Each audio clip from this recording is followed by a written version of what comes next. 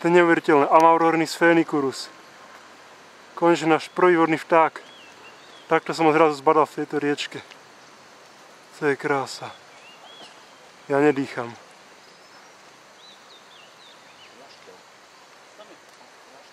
Amaurornis phoenicurus, chápeš? Som ho zbadal zrazu vo vode.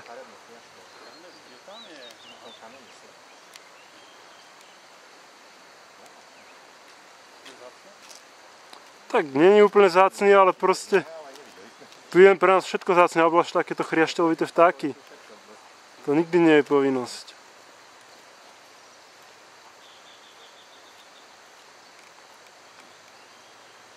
Tak môj 40. druh teda fakt stojí za to.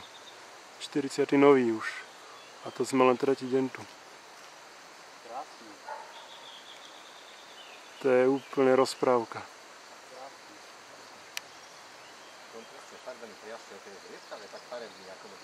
No.